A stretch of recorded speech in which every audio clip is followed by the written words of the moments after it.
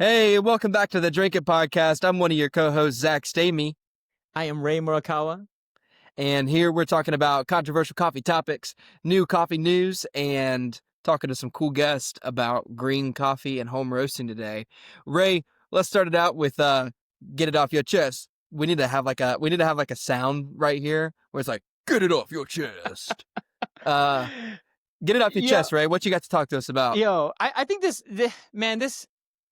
this year I've been buying as much coffee, but I feel like I'm spending like 3 times more. Yeah. And I don't know if my tastes have changed. I don't know if I've been gravitating more towards that number, that dollar number, trying to equate it to like, the higher the price, the higher the quality, this and that. Like, I'm just kind of in a flow state when I go on to, coffee roaster sites.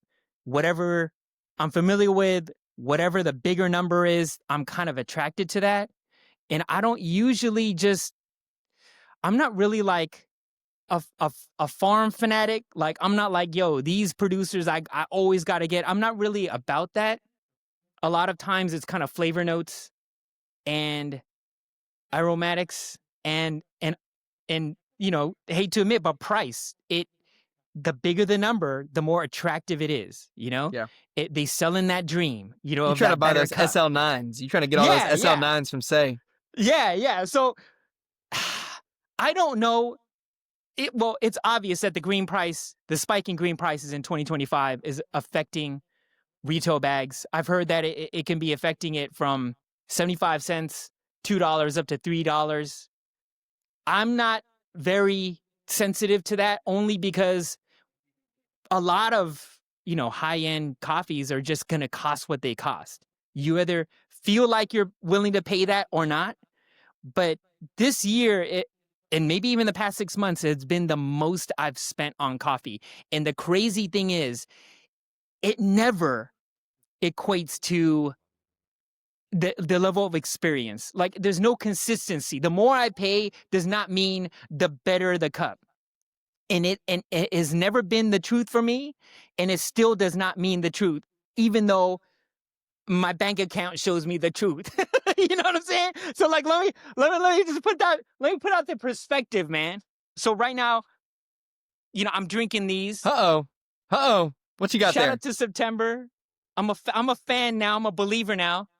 These 2 bags, okay? This is Lady Bermuda's Columbia Geisha Thermal Shock. We familiar with this. Very much. Then so. we got this this Los Patios, this Columbia Field Blend Honey. Okay. All right. Both are freaking great. This, I know you familiar with this, Zach. Okay. Says SL9s. Yeah. I didn't have that. I didn't have that SL9, but I've had an SL9 from Yes. them. This is a Lucio Luque SL9 Wash Peru. What's it taste like? Fantastic, all right? These all taste great in the cup. They're all fantastic, man. Like, Yeah. I wake up like knowing that I'm gonna have one of these in the morning. I feel fantastic. My day's already 10 times better. Yeah. But let me tell you what's different about these, man. Tell me about it. The numbers, my man. How much it costs? This, something that I've never had on the table. To me, it's like very unique. I love SL9. To most people, like SL9, I didn't even know it existed. Yeah. $28, Yeah. which is kind of on the pricier side. Okay. Right. We got this straight up field. It's a honey process. Yeah. And it's only a field blend. It's only a field blend. So. Only a field blend, bro. Yeah. Amazing. Like, I'm getting eucalyptus. I'm getting all kinds of red berry. Wow. It's like tasting super cool. It's very, very unique.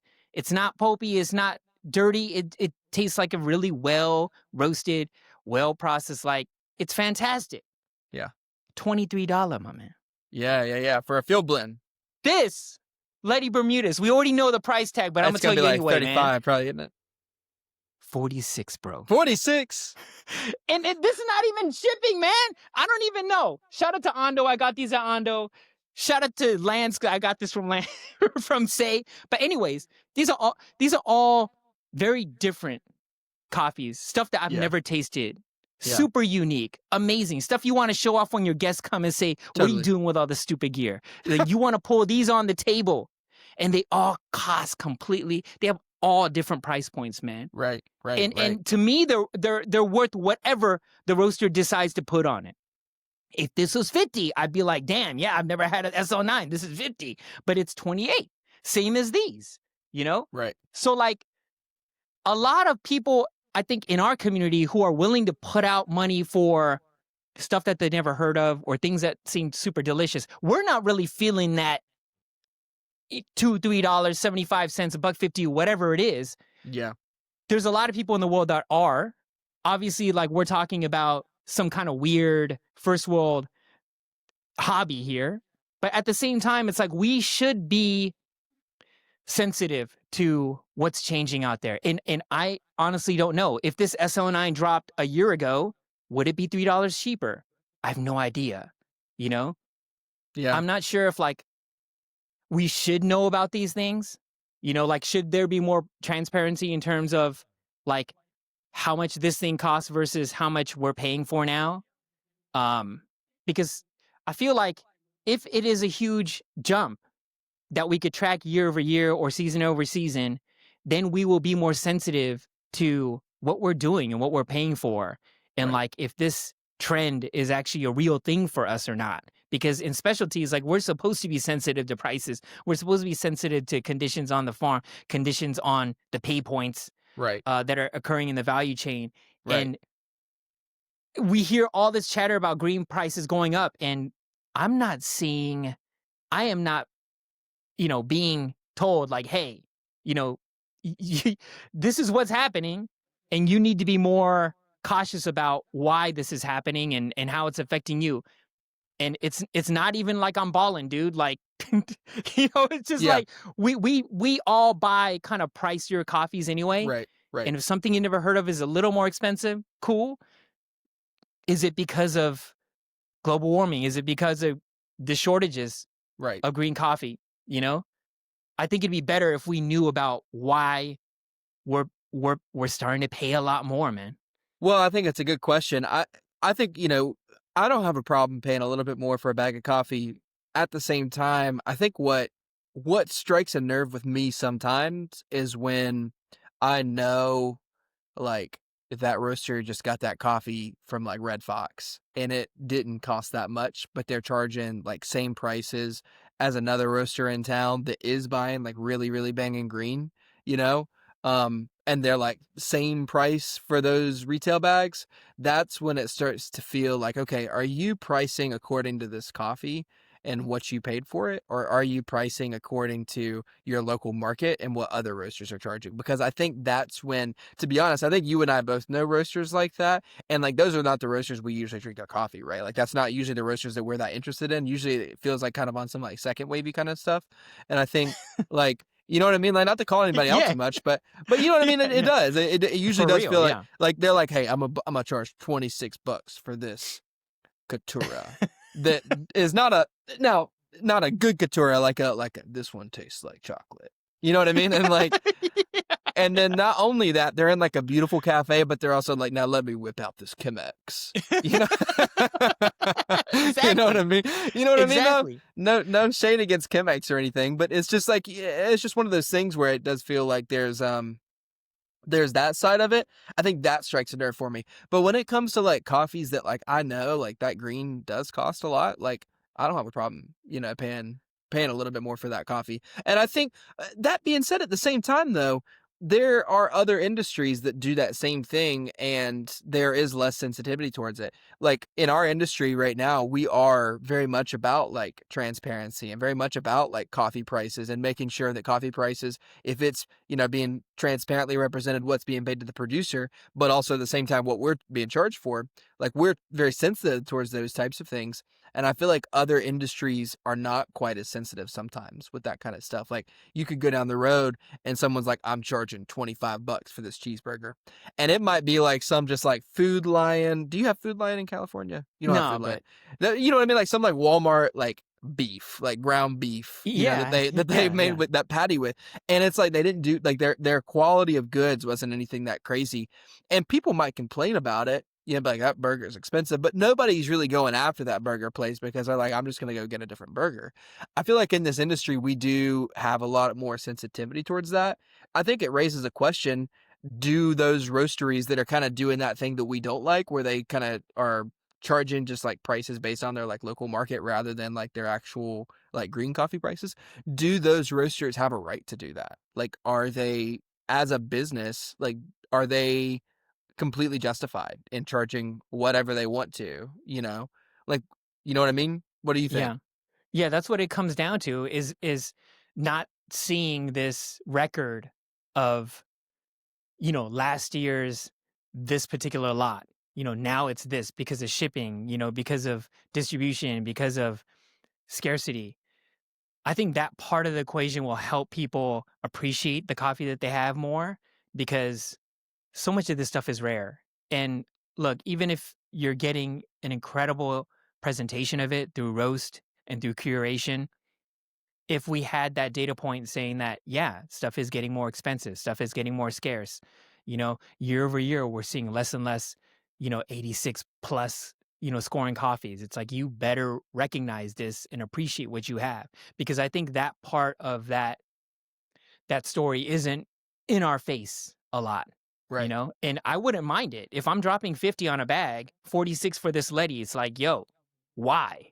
Because I think last year's Letty was like 40 or whatever, you know what I mean? Like, at least I'll know. It's like, nah, man, it's harder to get this now. It's like, oh, okay, respect, dude, you Yeah. know?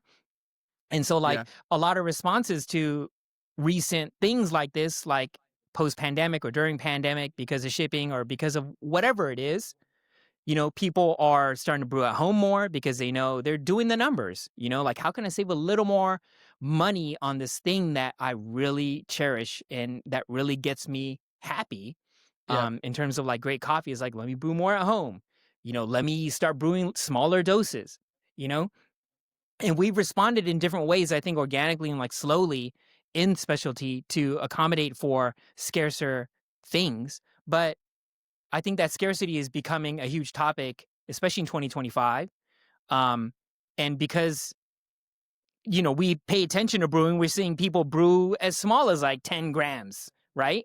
And it might not be consciously for like a scarcity thing or to like for sustain, being able to like hold a bag longer. It's just like, nah, it's just, we have gear now that's precise enough where we can brew small doses of coffee and still have a great presentation, great representation of that roast. So I think like this is a year that we're going to start seeing a lot of movement towards being conscious of the amount of coffee that we consume and, being very conscious of like, should we be paying for more expensive stuff? Because I think that the trend towards consumers in our community in terms of like coffee enthusiasts, like paying more for coffee has definitely been going up. People have been paying more for coffee. I'm seeing more 35 plus dollar bags on sites than I've ever have, Yeah. from my favorite roasters. So whether that's a good thing or not, should we be buying $50 bags versus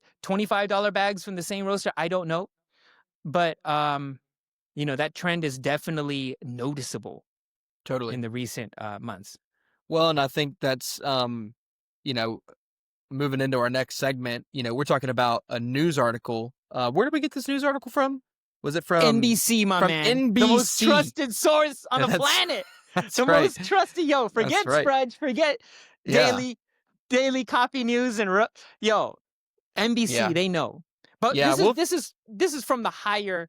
This is from yeah. like the Yeah. larger demographic, right? Well, I think that's important too sometimes to go to that more 10,000-foot view, rather than zoomed in sometimes because I think we do see it's affecting more than just our immediate bubble, right? We see according to NBC and this news article that they put out, which we'll link in the podcast notes, and we'll just reference to it right now.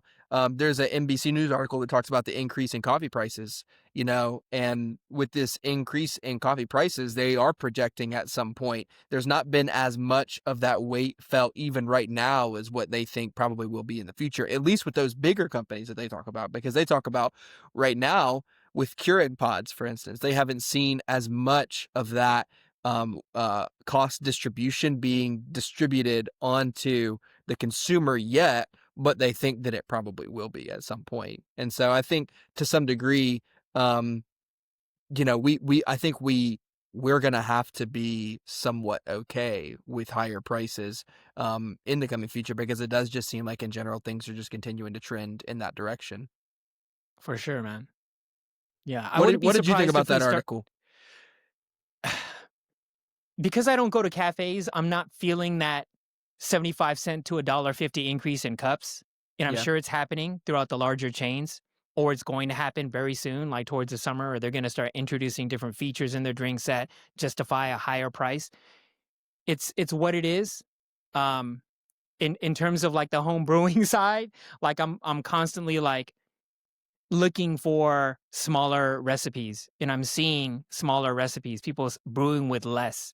Um, and that, that's for various reasons, but that's going to become more necessary, I think, as we start buying more expensive, like less but more expensive bags.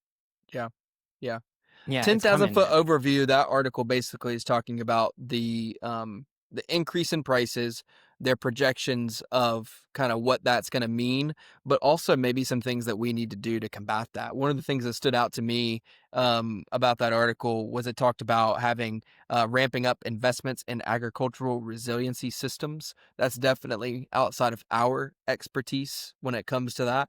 But I do think there probably needs to be some more work there. We luckily do have some people in the specialty industry that have that kind of background with stuff. I don't know if you know the Poma guys, but Poma is a roastery that they do like projects like every month, basically, where they and not necessarily with agricultural systems, but they do, I would assume, have some sort of understanding with that kind of stuff, because Poma, they grow coffee. I think it's in Denmark.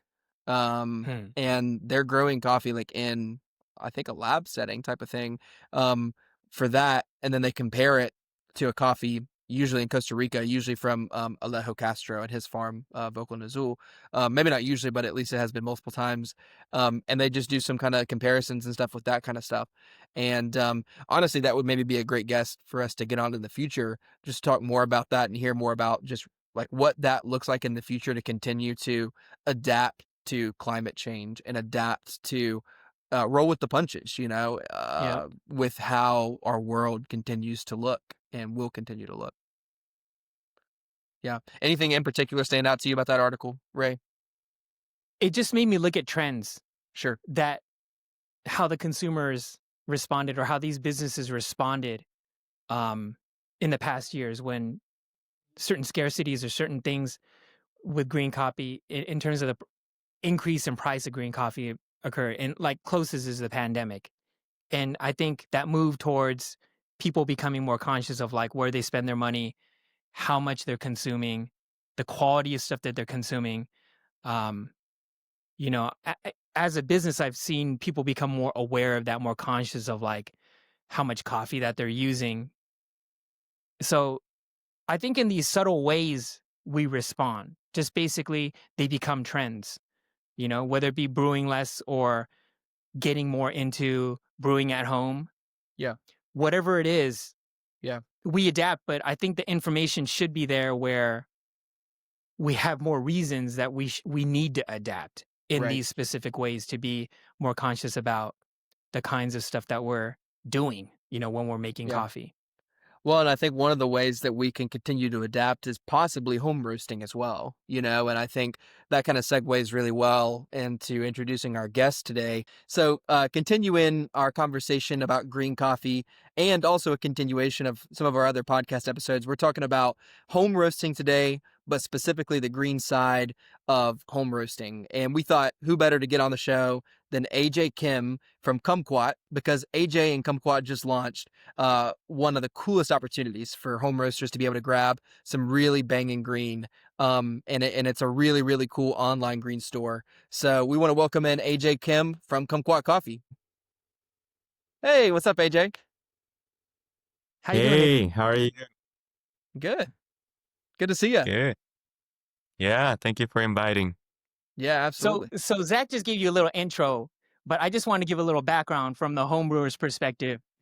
I think like it was like 2018 or 2019 when I first stepped into Kumquat. It was like when y'all first opened up, and I walked in, and the first thing I saw on the left was a bunch of St. Anthony cone filters. And that's the rarest thing you could see out in Yeah. the wild. Because for one, no one was brewing on those drippers. Yeah. I think you guys were. You guys are probably brewing on the Phoenix, and then you had the regular conical. I had the regular conical. I was kind of on it at that time because the filters are kind of, it was a new thing. And then I look over there, they got like April dripper version 1. I look in the back, they got the passenger, they got the say, they got Lilo. This is the first place that this is the first place that introduced me to leaves. Don't I've forget never about had Five leaves Elephant. before. They have Five Elephant back. Have Five Elephant back in the day Elephant too. back in the day. Right. The first place that introduced me to Rose when Rose was first popping off. Shout out Matt Win, all that. They always had passenger. Always had an amazing selection of Asian roasters, stuff I'd never seen, stuff you'll probably never heard of if you step into their shop. You step on their web shop. Incredible place for home brews. They got wild chocolates. They have a bunch of tea, fantastic instant coffee options, a bunch of gear. They're partners with April. They have a bunch of education sessions going off, guest brewers from all over the world. Definitely a huge, in terms of LA, a huge like headquarter for home brewers in terms of like getting new stuff and always guaranteed amazing selection of retail coffee. So if you're a home brewer, you're in LA or even out of state, and you're looking for some fantastic international and domestic bags of coffee, hit up Kumquat. They are fantastic. For sure. Banging coffee too. Fantastic cafe. I know there's a lot more going on in your business. Loquat, roastery, and then Fondry. also the green coffee thing. So I just wanted to give my 2 cents. I wanted to, give a thanks to AJ and the whole team out in the Kumquat to even exist out here, because at that time we had like barely any selection of international roasters, and they still stand out as a gem amongst home roasters looking for something new and looking for stuff to pick up. So thank you, AJ. Thank you, Kumquat. And that's kind of from my part. If you could give us a little background on what you do, AJ, what the new stuff is happening in Kumquat, and then we could kind of lead into the green coffee thing. Sure. Yeah, for sure. Thank you for all the recognition, Ray. I really appreciate it. Like you said, we opened at the end of 2018. So that verifies you are definitely one of our first customers. Yeah, everything was very organic from the beginning till now. Obviously, we are a group now with the more than 50 of us are working together in the different positions. But still, we are trying our best to remember the first moments and try to pursue the priority, which is the motivation between us and between our consumers. That is our joy. That is our where our momentums are happening. So sometimes it's challenging. However, we still try to figure out how we can preserve or enhance everything. Talking about a little more details about the company. At this moment, we have 3 different brands, which is a Kumquat. It's like we sometimes call it as a Netflix of the specialty. There you go. I like that. That's our goal. Whenever you enter to our shop offline or even online, we ship out nationwide in US. We like to make sure our consumers are exposed with the amazing coffees that we are satisfied and we're fascinated with, as long as also the coffee gears. Something a little bit more rare to find, like you mentioned about the St. Anthony. Lately, I think Apex water droplets were one of them for sure. We are carrying April, the immersive drippers, but once we get it, it sells out immediately. Nice. Yeah. As well as the Comandante C60. Yeah, those ones are some of our items that we carry. We try our best to make sure we are the house that can provide everything the home brewers, home baristas, eventually the home roasters will need to supply. For the roasted coffee side, we are carrying at this moment 32 different roasters. Amazing. We have a philosophy. Once we make a partnership, we like to pursue that. Unless there is a significant issue for us to import. That being said, there are lots of roasters we've been carrying from the beginning till in present. So, and one of our rule is that not just carrying every roaster. One of our rule is to make sure we can order from each roaster once every 2 weeks or more often. So definitely we can see some trends with the highly demanded roasters versus not. But so far, very thankfully, all the coffees are being consumed. Over 95% of the coffees we import are being consumed within a month since they are roasted. It's amazing, man. One of our commitment is that we are definitely utilizing the more expensive shipping options, for example, the DHL. So to make sure we can provide freshly roasted coffee to our consumers. It is a little bit varies because nowadays they're like light roasted coffees, which are also great even after 2 weeks, a month, up to 2 months. But still, we are trying our best to make sure we give more flexibility to consumers by providing the coffee that is fairly freshly roasted. Talking about Loquat, we opened the Loquat in 2022. Back then there was a dilemma.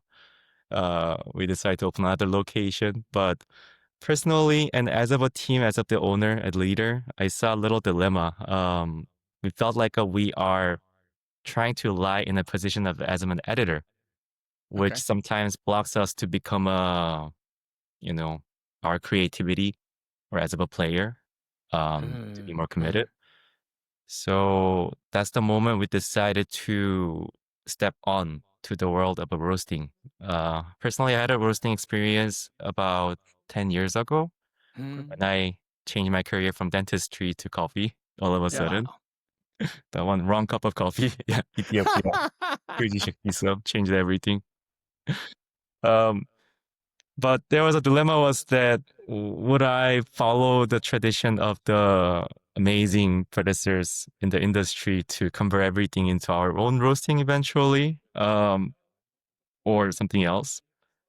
That was a moment I also thought about the first intention. And also, as you visited Ray, we are located in the Highland Park. It's more of a residential area. We are seeing those customers, including yourself and everyone who visited from 2018 or early of the days, they keep coming till now. They are coming at the same time of the day, ordering same coffee every single day. For us to, just for our example, was we felt we couldn't ignore those first hearts and momentums and intentions.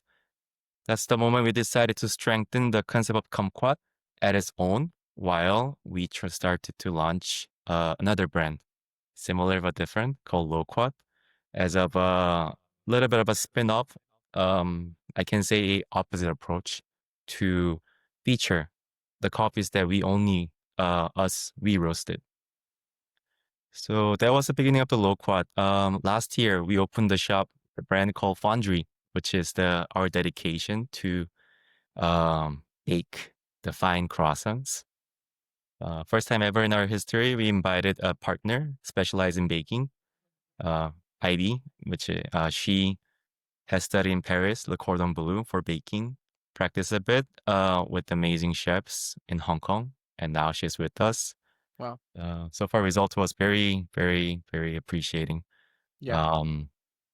Croissant is difficult to make, actually. It takes 3 full days to make one croissant. That's crazy, I felt about it, but I didn't know it was this difficult. Our producer Jean makes some croissants at home, Really? and he can testify that it's a time-consuming process. And I've heard nothing but good things about Fondry. So, thank you so much. All the brands we are keep trying. Rather than me saying we're the best or we're perfect, we're not. But we try every time as of a group. But all of those attempts are going back to our first location. Make sure we don't go over a certain percentage, but we are featuring Loquat coffee at the Kumquat. And same as well, we are featuring Fondry goods at the Kumquat also as well. Even though they are different brands, with an intention to make sure no one feels overwhelmed or distracted for their professionalism. Baristas are barista, roasters are roaster, some of the bakers are bakers. And as well, if you are interested in the coffee industry, knowing more about the roasters versus you're a one-sided person who wants to pursue the perfection of your professionalism with your own coffee, we like to set up an environment that we can appreciate those different interests with the different positions and different concepts. So even though they look all different, they are, and they have a different goals. However, on the back end, it's like an ecosystem. They support each other. Another thing is that all those locations are pretty close. Within the distance in LA, they are all located within 10 to 15 minutes away by driving, which is, I can say, significantly close to each other. The reason I have done that is that I hate commuting. Before my job, I commuted 4 hours a day, every single day. It I sounds like learned my Ray lesson. right now. You're doing about that right now, aren't you, Ray? Yeah, but that's not for work. That's just for kids, man. Taking kids from here to there. That's a different subject, though. Yeah. So, and a couple of years ago, we also opened second Kumquat in the heart of downtown. Wow. Main intention was that during the pandemic, lots of things has changed for the first location of Kumquat. In the beginning of Kumquat, we didn't have any investment. We started very humble, independent. So store was quite small. We're very appreciative what we have done from that size of a store. But during pandemic, we have accelerated our concept of providing a multi-roasters. But same time, we ended up sacrificing lots of indoor seatings for the more of a joy of drinking coffee indoor. We felt it was almost impossible for us to restore that concept back to the first location. That was a moment we decided to open second Kumquat in downtown while we fulfill those demands that we heard from our consumers. So for that location, I got the most inspiration from the Cafe Mameya Kakeru in Japan. I was so inspired with their hospitality, the focus on the detail. So way we designed the concept and the team for the bar was very well inspired from the Mameya Kakeru. Our baristas they all have the same shift, which means that most likely they open together and they close together. And it was very helpful for us. One of the reasons why we are only opening from 7 a.m. to 2 p.m. is that we didn't want to dilute the team effort or team chemistry. So far the result was phenomenal. We are seeing huge success in our team, their satisfaction, their professionalism. And like Ray mentioned, we are hosting lots of good events. I give lots of credit to Jonathan Club. They are very supportive about all the events we are having. For example, next Sunday, not this Sunday, the 30th, we are having a second year of April Brewers Cup in LA with Patrick. Nice. Yeah. Patrick Rolp, owner of Amazing, man. Yeah. So yeah, like Ray has mentioned briefly, we thought there is a need of bringing more interaction and to introduce more different side of a coffee culture. What is coming and who is the ones, they are definitely like a rock star in the industry. I thought this location would be the perfect for many reasons. Good support for the parking, the location located in the middle of the LA, great areas that we can feature the events. Sometimes it fits the aesthetics. So yeah, I was working like a madman last year. I can go over that with the green bean side more, but we set up a goal from the beginning of last year to held at least one event a month from that location. But without too much of a plan or too much of a guarantee. However, it did happen. So we ended up having at least one event per month. Yeah. So there's lots of private cuppings with the high-end coffees from Panama, Ethiopia, Burundi also as well. We hosted lots of the key persons of the roasters that we feature, like Patrick, or even producer like Jameson Savage was Yeah. there also as well. Leaves Coffee recently had an event together with us. Fritz, for sure, that was the biggest collab we have ever had in our history. Brands like Anotted from Korea, the donut brand, and some of the like masters of a Panamanian geisha, or Matthew from Mame from Switzerland. Yeah. It goes Amazing, on man. and on and on. Yeah. It's really cool. Two projects we are working on and which will soon reveal within this year is that our headquarters, which is located in the Atwater Village of LA. It's a quite large area with the garden in the middle, which was the main reason I decided to move into this location. Once again, it was a junkyard, but the ownership definitely committed a lot to convert that into a more of a nature-inspired area. It has our roasters in there, as well as a small coffee bar and our offices. And many of the features are visible to consumers. Main inspiration I got this idea was from the Momos, their roastery in Busan. It's not as fancy as their location, but it does have that kind of an somewhat function and inspiration and program. Like I said, everything's organic, so I haven't set up too much of a details for everything. I just set up boundaries. So we are very excited what we're gonna experience and feature from the location. Yeah. The other project is the second Loquat on Sunset, the Silver Lake. We met a really nice ownership landlord group. It's a tiny shop, the smallest shop ever. Yeah. I never imagined we will go even smaller than what we have. But this location, we are trying hard to feature some of, we can say, luxury coffees in the Sure. industry. Coffees definitely has lots of traceability, and coffees that we can feel the philosophy of the producer and the Yeah. power of terroir.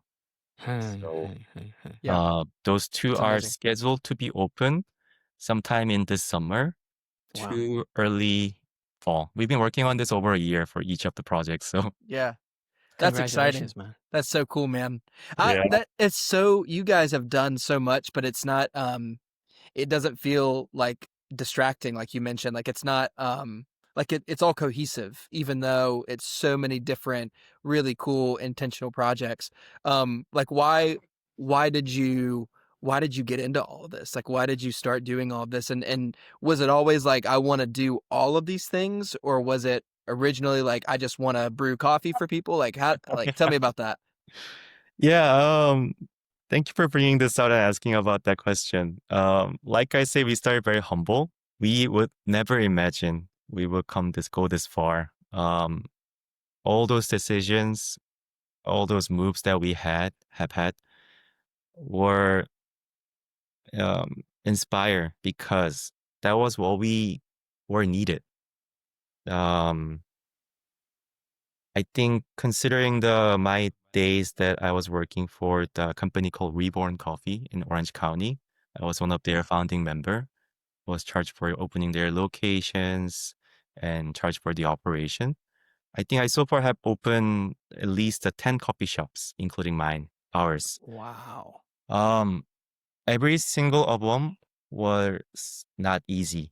It was so painful that I think that is more exact word I can say. It was very painful for me to open, going over the construction, dealing with trying my best to stay within the plans and make sure this concept is lead to the success for the business. So you would not believe it, but I hate to open coffee shop anymore. But Because you've seen it all, man. That's crazy. yeah, because it's like I never done it, but if I dare to compare, it feels like me having a birth a baby. Yeah. So Yeah. difficult. So with that much of a mindset on my end, opening a coffee shop in a similar concept is not gonna please me or is not gonna motivate me to make an action. Whenever there's a need of it, I felt whenever we feel there is a little ceiling or barrier that our team cannot pass over easily. I think that's the moment we decided to present or prepare the next concept that will not only benefit the upcoming location, but also inspire the rest of our team. So as a group, we can continue to challenge. We can continue to believe there are more in our career, in our future, as a coffee, tea, or baking professionals. Yeah. So Very cool.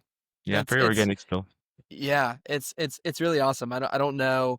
I mean, the first time I went to Kumquat was kind of like Ray. I was in my funny story meeting Ray is actually similar to when I went to Kumquat. AJ, when I first met Ray, I was competing in nationals in Orange County back in 2020, but I placed 27th place, and Ray was friends with Alika back then. He still is friends with Alika, but you know, he was friends with Alika, and he wouldn't talk to me. We actually sat beside each other, and he's like, I'm not talking to 27th. I'm not talking to 27th place. Why would I talk to 27th? Why would I talk to 27th place? Why would I talk to 27th place when I know number one? I know number one. So anyways, but I was there during that time, and that was when I met Ray, even though he didn't talk to me. We sat beside each other. But I was really excited to go to a few cafes in LA, and actually Kumquat was not one of the ones that was really on my radar. How But dare you. yeah, but it was my favorite cafe that I went to when I was there. Because someone brought me over there, and I was just super stoked. So you guys have done some really cool things, and I love the way you've built your business. I think it's a really, really awesome thing. You've added this other part to your business, which is green coffee, and we've been having this conversation around the future of home roasting. I feel like you've probably seen some trends that we've seen just in terms of just the accessibility when it comes to roasting at home, and just kind of the curtain being lifted, you know, when it comes to the process of roasting and what that looks like. And maybe it's not quite as complicated. Not that it's not an artisanal process. I've been a coffee roaster myself. I've roasted coffee for a roastery here in the Charlotte area, and so I it's not that it's not a respectable and honorable thing, but at the same time, there is been less mystery that's been involved with the roasting process in recent years because of just the new accessibility with information and technology and things like that. And so you've launched this green coffee store on Kumquat, which is really, really cool. And Ray and I were actually on a phone call probably several months ago, and it was like the same day you dropped it on social media. We were like on a phone call talking about like, yo, like what if there was a store that did provide like more accessible green coffee that like people want to really roast at home, because there are stores out there like that, but they're usually not providing quite the green that you guys are providing. And then the same day it came out. So we were super stoked. Tell me about that. Like with your green store, did you start that because you kind of saw those same trends that we're talking about with like the future of home roasting, more people getting into that, people having really great technology at home? Tell me about like where that idea kind of came from for you. Yeah, I agree with you. Before I say that, I think we have lots of comments because I used to live in North Carolina, Charlotte, for Did 3 years in my high Oh my school. goodness. And while you two guys have met each other in 2020, I was in the other side judging the roasting. Oh, were you really? Wow. Yeah, Oh so my goodness. small world. Yeah. Yeah, very Small much world, so. man. Very much so. Yeah. Going back to the topic, yeah, even this one was also organic. Last year, from the January 1st, I decided last year to become a year for Loquat to adapt the capability of a direct sourcing the green coffees. Not just something more intentional, something more meaningful and special to us that can please us, that with a hope that can compensate all those efforts and expenses that we visit each countries and each farms, on top of the fair coffee price that we like to commit to each producers. So from January 1st, I visited Ethiopia. In February, I like to give a credit to the Hasea Coffee Source in the Orange County. They're amazing people for the greens, very committed. Very simple business model with very traceable, amazing coffees. So I went with them. I met the exporter group called Testi, which is one of the biggest exporters in the Ethiopia. So had a really amazing time with them, seeing many aspects of the coffee producing. In the February, I traveled with the group of Fritz to Costa Rica. So Costa Rica is also, even though they are growing same coffee, it was completely different environment compared to Ethiopia. It's like a heaven of micro lots and micro Wow. producers. So, and also amazing quality with the lots of a blessing from Terra. After that, I myself individually went to Panama. One of the other reasons was that actually last year I was competing in the US Brewers Cup. Oh, So, wow. Let's um, go. did pretty well on the regional, so I was able to move forward for the national, and I was one of the reasons I was there to find the coffee that I can use for my Brewers Cup. Okay. Long story short, made up to semifinal, which was very feel very blessed about. Let's go, AJ. Yeah, So you were better than 27th place, is what you're telling me, AJ. a little You're just better. trying to right? you're trying to knock me down a notch. Okay, I understand. I'm pretty sure your coffee is also amazing, but yeah, I was a little more lucky. Yeah, I'm luckier than you were. So, yeah, Panama is another level. Even compared to other coffee farms, I'm not just saying this because their price is another level. The more of an intention, more of a passion, and their interpretation, implementation of the technology, effort, and also to motivate this industry. I think there are lots of the qualities are there in Panama, along with such a blessed terroir, the microclimate conditions. Later of the year, in fall, I visited Colombia with Patrick to luckily have a opportunity to get connected with the federation, FNC. And then they invite me again in the October to participate the auction called the Land of Diversity. It's like similar to Best of Panama. That being said, I went Panama again in June last year to participate in the Best of Panama. So, yeah, considering those and the visiting also the conventions or meeting our partners, I ended up taking flights 52 times last year. That is crazy. I don't want to do that again. So that's why I definitely try to cut it down a little bit and be more Wow. efficient. But Wow. Yeah. that was the moves that we have done to be committed and be just at least know what we are up to for the green bean sourcing and the dealing with the greens. Obviously, all those experience with the amazing colleagues and professionals in the industry provided me tremendous amount of experience, knowledges, and just the information to know about coffee. Not only that, some of the morality, some of the philosophy as of a green bean buyer, what to prioritize, what to pursue, what to protect, what to avoid in the relationships, negotiations, many things. Also, I was directly exposed the threat of a global warming, lots of changes in the industry from the most basic chain of industry, which are the pickers. For many reasons, politically, economically, various reasons, the reasons I'm not even aware of, it's getting more difficult to produce or harvest the amazing coffees that we felt it was obvious. So after seeing all that, I felt there is a need for us to, even though we are a very small company and there might be not much we can do, we decided to take an action in the way, in the level that we can do. Something that is not choking ourselves from the beginning, something very small, something very organic, but in a level that we can continue to commit, like we are trying to be committed to our consumers daily as of a team. And I felt the portion of the quality of the green that reflects to the quality of the whole copy in a cup of cup is very critical and very important. So that's why we decided to pursue further on sourcing greens. But same time, answering to your question, we felt lots of demands. I would say it's in the numbers, it's still very small and it's significantly small numbers.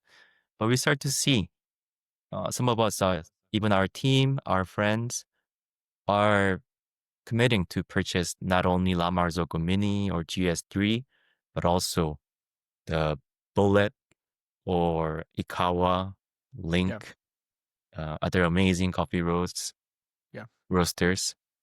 Yeah. for their personal use. That kind of triggered me also because I was one of the first buyer of the Ikawa back in 2018, I believe, or 19, one or the Nice. other. I got their number 3 demo model directly Oh my from Wow. gosh. England. I still have it and we are still using it after little restoration process. They helped us a lot, very well about it. So I believed in it and I see, like you mentioned, Zach, it's not about like ignoring the current roasters or their efforts. The technology is starting to make significant improvements. Right. So I think it's altogether improving the quality in our industry. There are lots of recipes from amazing roasters around the world. I personally think the Stronghold, as a good example, is doing amazing jobs with working with lots of amazing roasters around the world, including Matt Winton you mentioned about, Ben Putt from Monogram in Canada. With those portals and with those machines, we can try to replicate and learn from the recipes or profiles those champions has created for specific coffees. Yeah. So that's the one part. I saw the huge improvements on the technology, but if there is no way for us to source the green coffee that those has champions used, it's just one side right, one side little bit off. So even for our team members who are interested in roasting a little bit more expensive coffees, a little bit more rare coffees that they don't have an access unless they commit like 5 kg or 10 kg at least. With that, it'll be nicer ways for us to open this channel, which eventually with the hope that we can source more copies on our end to feature those interests also as well. So as you can see, the numbers and the options are fairly small, which is also being quite transparent of the items that we carry. But I think this year, probably from in months or 2 months later, you will start to see more options available from those farms. All those green coffees are carefully, meticulously selected by myself. All those coffees I have tasted and I was very impressed. Many of those coffees will have scored, in my judgment, in our colleagues' judgment, score over 90s. Of course, there's not coffees that scores below 90s, but with the more appropriate prices and the amazing quality also as well. Yeah. I wish that, I mean, that's the phenomenon I experienced so far. I don't think I'm at the position that I can represents the voices of the home roasters or anyone, 100%. I just wanted to create the additional source that they can utilize to pursue their passion and interest. Yeah. That's really cool. Ray, It's you got amazing. anything? Every project you have after the core Kumquat seems to be something of you want to kind of transfer or transmit that another party's intentions and their enthusiasm, their love, or their craft, and put it out through your channels.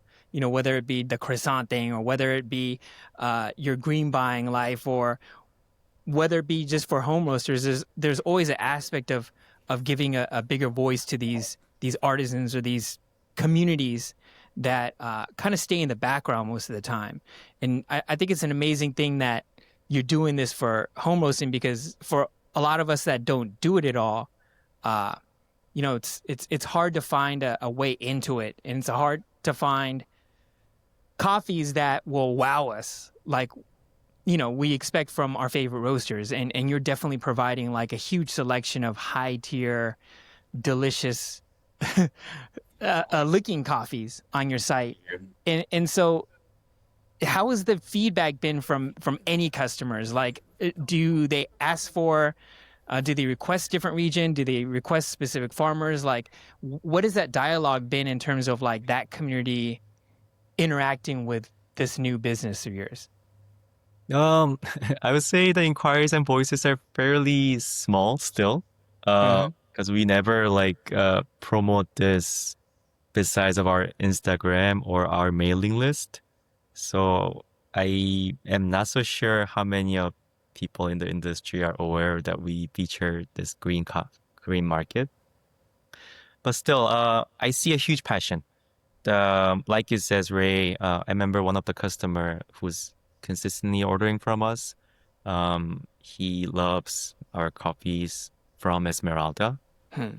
So he's always asking, is there any good way for him to roast, or if there's any schedule for us to restock this year's coffee from Esmeralda. Um, I like to encourage that, and I like to respect those passion and interest. Even though it's small, it makes me feel like we are in the same page. It remembers me the days I felt all these coffees and greens and the roasting approach was so difficult, and it feels like I'm at the middle of nowhere with no guides or no signs. So if there's a way that we can support, it's not like IKEA furniture, once you buy it, if there's like a whole instruction, as long as you follow that, Yeah. it gives you a result. It's not like that. You got the machine, you got the green, and you got some, amazing proto profile.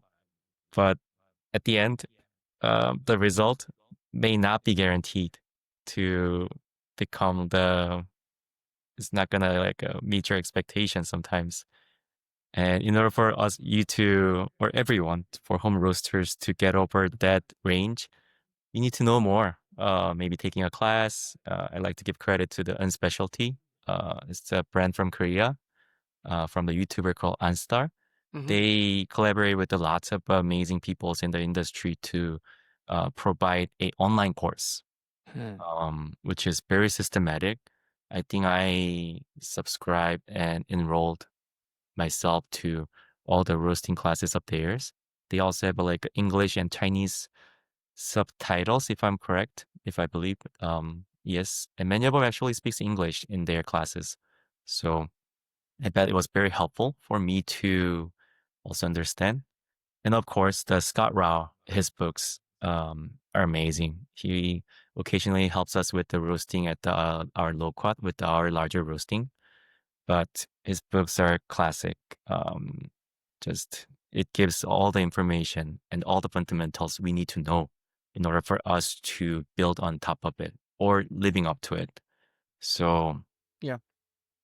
yeah, Have you seen other regions that you are familiar with where home roasting is kind of growing or has been a thing, like whether it be Korea or whether it be some other places that you're Yes. aware of? I would say the Asian market is definitely are being very passionate, and I see significant demands of these kind of green coffees in smaller volumes. And I heard there is a good community platforms. They talk about a certain types of greens, or they sometimes act together to purchase the larger volume so they can get, distributed.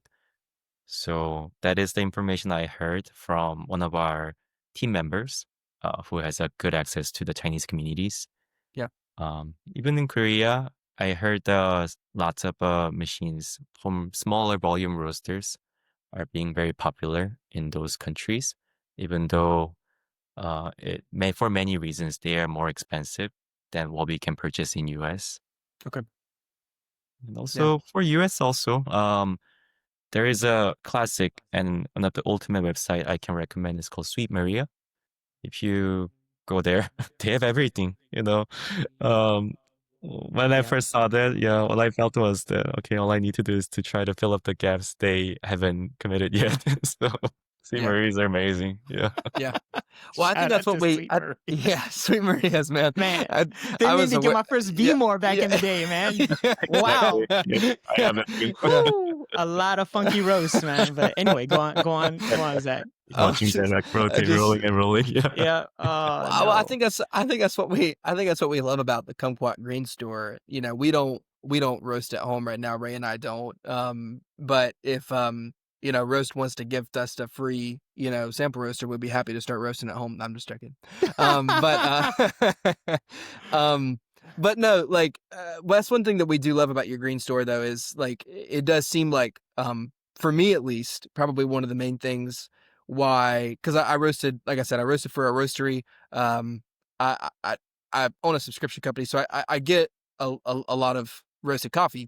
The only reason that I, you know, wouldn't roast at home would be that, and probably at the same time, just the access to like green coffee that I would want to roast at home, and like that it would be worth it for me to make that purchase. And I think you are providing, and you guys are providing some really cool lots that, you know, we're not necessarily seeing from a green perspective provided in other places. We're seeing maybe roasted coffees, you know, from that, but not necessarily from a green perspective. So it's really cool. Um, Thank you. yeah. So you sound like you're a big time like Akawa guy. Is that right? You guys still roast on the Akawa for Loquat, you said, for the sample roasts? Yes, we do. We Yeah. also have a link and Yeah. Ikawa, so we use back and forth of between those two machines. Okay. Um, and sample roaster, I mean, I know Ikawa has amazing further features, but we mainly use Ikawa for our sample roasting. Yeah. So we love Ikawa. It's consistent for our Yeah. demands and our intention. And sample roast sometimes doesn't need to be perfect as of Sure. a cup, as long as it shows all the potentials and nuances from this coffee, we'll be happy. And another thing is that the efficiency and Sure. just how does it react along with the environment. For example, if it's creating excessive amount of smoke, makes everything difficult. Sure. It takes um, too long time between the each batches. It's also, you know, going against from being efficient for the sample Sure. roasting. Sometimes you have to roast 50, hundreds coffees samples. Sure. So for those perspectives, I think Ikawa is an amazing machine still. And even more, I haven't tried their latest models, but main reason is that I didn't feel a need of it Sure. because their prototype is still doing a great job. What do you see a lot of, do you know like what your consumers are roasting on? Like, do you know any like kind of numbers there on like what you're seeing on what type of machine they're using? Or do you kind of gather any of that data? Uh, I think there are 3 main machines or 4 I have heard and were Ikawa, Link, Roast, ROEST, Yeah. and Stronghold. The Stronghold. Okay. Yeah, because Yeah. they, I don't know, is already available in US market, but they have launched the S2, which is the Okay. smallest size of their models ever, from Korea. So I'm pretty sure probably the Roastronics Rush, will start to carry that in the near future if they haven't. Yeah. Yeah. Yeah. That's very cool. Um, Stronghold is doing some cool things, so I'll be curious to see how that progresses. Another roast, we had a guest on who roasts, big time home roaster, last episode, and he roasts on a roast and like swears by it. So Oh, just wanted to kind of pick your brain on that. that's amazing. Um, Ray, do you have any other questions Yeah, for I have AJ? one question. I think like in the ideal world, from just a standard consumer like myself, at least the specialty community is always trying to find ways of bridging a gap between producer and consumer closer and making that relationship a lot more clear and more pronounced. You know, a lot of consumers just look at the roasting company or look at the cafe. They don't really think about the producer side. And in an ideal world, if some people were able to get coffee directly from producer, Mhm. there's too many regulations and things is going to make that difficult. But Right. just in an ideal setting, like, do you feel like home roasting bridges this gap, or is it ever going to get to a point where the consumer has a closer relationship with the producer by having less middle people between the farm and the cup? Like, does that help at all? Like, do you see that gap narrowing being a good thing, or is it always going to be only people looking for high-end, ultra-specific things, willing to pay tons of money for this hobby and exotic green are the only people who are willing to go through the hurdles and hoops of getting closer to the producer? Or will it ever help kind of a larger group of standard consumers? I think in the future, the days will come with the more intimate connection between, I would say, more direct connection between the consumers with like a home roasters and the producers are coming. I don't know when it will come, but I personally believe there is a strong need of it, because there is none. Almost like hard to say there is a significant platform or channel that connects the producers to the consumers. But same time, I think we need to prepare to pay higher prices for the coffees in general if those days are coming, because what I can say is definitely there is some discrepancies regarding that.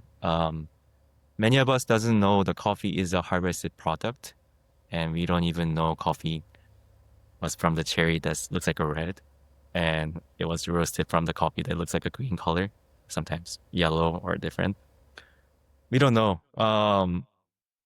That's one of the reasons it's very hesitating for us to pay over a certain price of a money for our cup of coffee, which is respectful. But because of that, there are groups who are not getting or getting in a crisis of their way of living for growing coffee. It's quite common that many of the current generation producers are over 60 years old because their next generations are not interested in growing coffee because for them, it feels like too much of a work.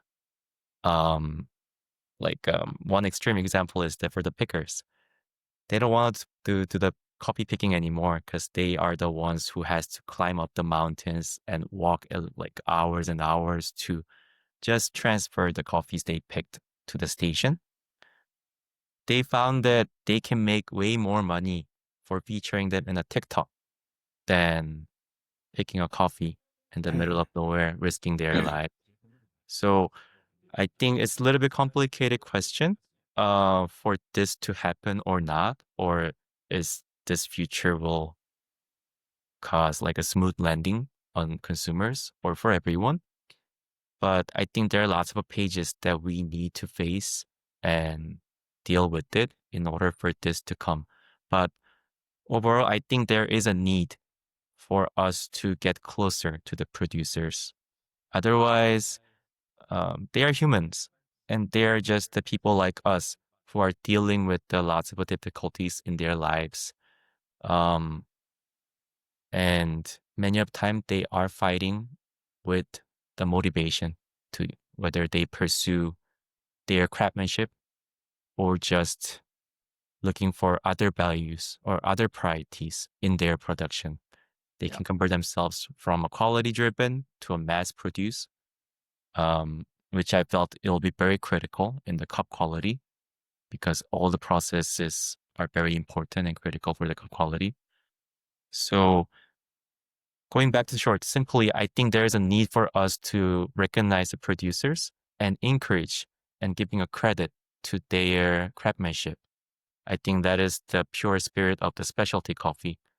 Not only the baristas or roasters deal with the coffee, it always begins with the producers. Without the amazing coffees on our hand as of a green, we cannot roast amazing coffees above the levels that we are looking for. We cannot create something out of nowhere. Roasting is, in my perspective, is definitely being transparent and deliver what the green coffee does have. So without that, everything will start to get impacted. Yeah, So we just one definitely last take for. question, man. Sorry, Ray. One last question. Because I know a lot of homebrewers are fans of Kumquat. Thank you. Just from that discussion, does it make a difference if we buy ultra expensive high end bags versus more mass market, possibly lower scoring common bags? Like, does that affect you guys from getting great green? Is there any kind of reason for someone to mix up, like, oh, okay, I shouldn't always be getting these crazy geishas and whatever. I should sometimes get that, 86 Guatemala or something like this, like, does that matter at all? Or is it more important to support roasters and cafes who have a high level of intentionality and sustainability on their mind? Like, what, as a consumer, what does any of this even matter? It does matter for sure, but I am not sure the more of a intended control of the consumer's interest will be a solution for this issues. As a business owner, I would say, please buy coffee more from us.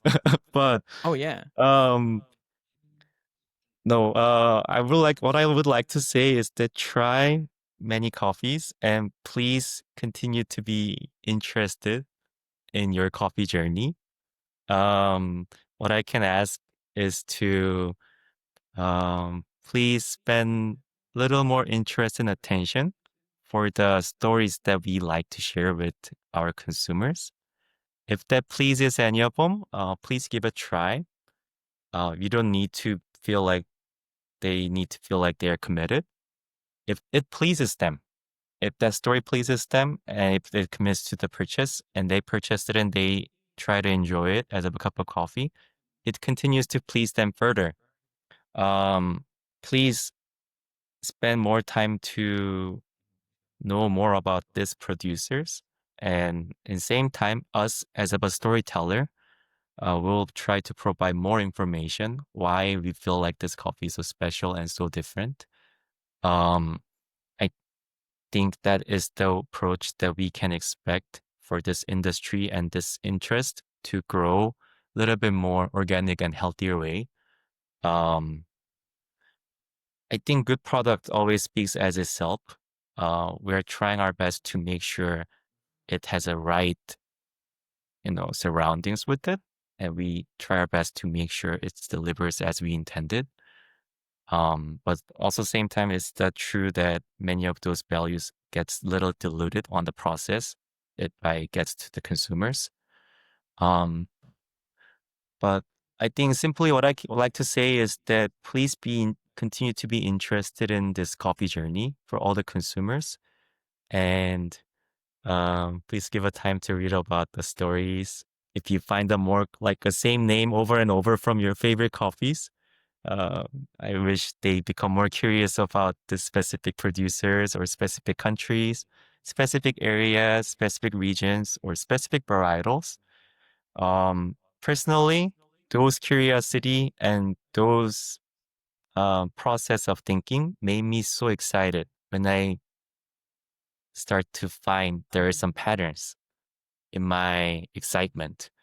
Oh, I didn't know, but every time when I try some coffees, I ended up liking geisha, or I like bourbon, or I like katuai, or something. I tend to like a wash coffee. So you start to find your preferences. But on the other hand, there's amazing coffees that breaks your stereotypes. I would never thought I would be like the natural coffees, but after I've tasting this coffee is so beautiful. It breaks my boundaries and it breaks my judgment. And that's why maybe coffee is still very interesting to me. I felt this a lot this year, visiting the same farm, same country again this year. I felt definitely less motivated and less excited than the previous year. But there are many farms. It continues to break my expectation. more you know, more you see.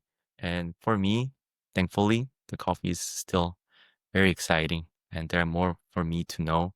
And there are so many coffees that still makes me feel so excited with the scent, fragrance, or taste, just everything. Yeah.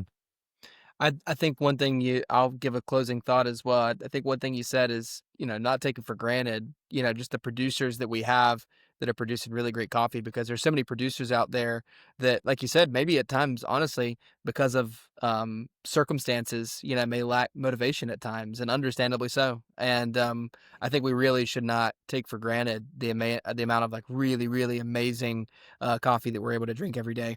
I brewed a cup of coffee yesterday morning from Flower Child, and I took it with me in a to-go cup. And my friend, I was having lunch with a friend, and he's like, "Hey, can I try your coffee?" And he doesn't drink a ton of specialty coffee. He took a sip. He's like, "You get to drink this every morning." And honestly, it was a really good reminder. I was like, "Yeah, I do get to drink this every morning." And it was like Mejorado. It was a really great Ecuadorian coffee, and I was like, "Yeah, honestly, like." It is kind of crazy that we get to drink this every day, and especially in the world that we're in. So I think it's a really good reminder, and I think it's a really good point, even to wrap up the rest of the podcast, Ray, talking about coffee prices on the rise. Like, maybe that's okay if that continues to mean a little bit more sustainability and time in this industry. So, yeah. Ray, do you have any other questions for AJ? No, man, it's been an amazing talk. I really Yeah, appreciate definitely. all your time, AJ. My Yeah, we pleasure. really do Thank you so appreciate it. much. Yes, sir. All right. I think that's probably going to wrap it for now. AJ, where can people connect with you on social media? Personally or business? um, Um, Don't DM him. Either one. Yeah, Kumquat, man. Pick up a Whichever one. bag. Whichever one you want to. What's your phone number? Your specific personal. 66. I have three businesses. Instagram accounts are Kumquat Coffee. Second one is Quat Coffee. The other one is a Fondry, LA. My personal is Andres Jinhan, which is the name I got while I was having a mission trips to Peru in my 20s. Okay. Andres. Yeah, Jinhan is my Korean name. Yeah. Very cool. Very cool. Thanks so much, AJ. We've loved having you on. Until next time, I guess we'll drink it.